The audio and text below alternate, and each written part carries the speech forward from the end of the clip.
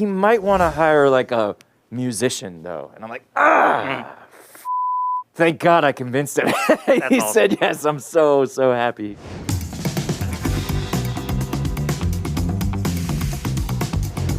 So in Flora and Son, I think most viewers will grow to admire almost all the characters in the movie. What do you admire about the character you play? Oh my God, so many things. I mean, obviously, outwardly, she's probably a bit unlikable. Not a great mum. This film sort of tells the story about how she accepts her life and becomes the woman that she wants to be. So I admire her courage and her bravery to pick up a guitar, which is a hard thing to do. He's uncompromising.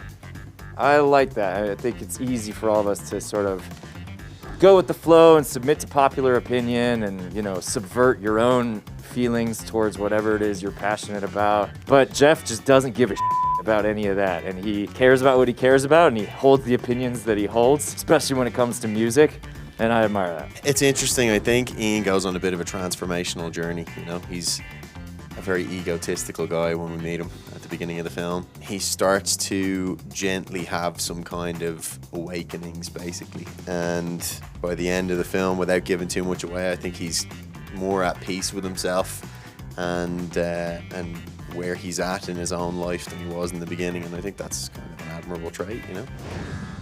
Was there a movie musical growing up that inspired you? Tons of them. Yeah, there's a few musicals that I loved.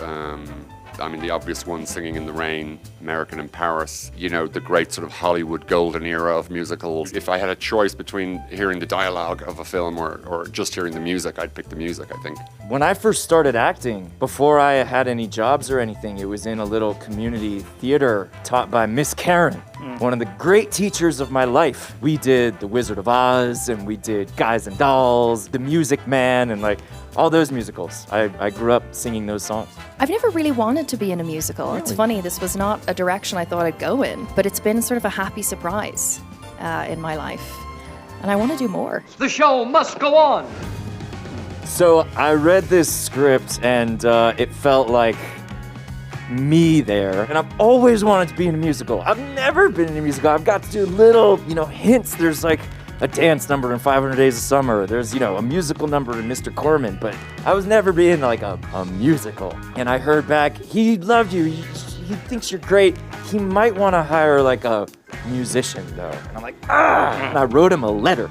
I sat down and told him exactly why I thought that I was going to be the right person, that I would do whatever it took. Thank God I convinced him. He said yes. I'm so happy. Why does Dublin produce such great musicians? I think because it's really cold.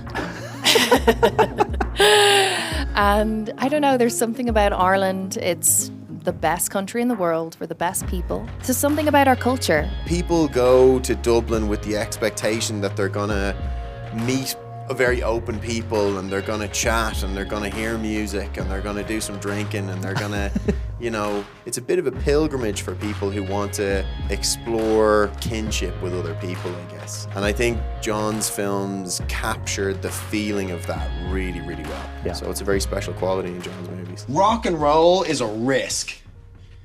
You risk being ridiculed.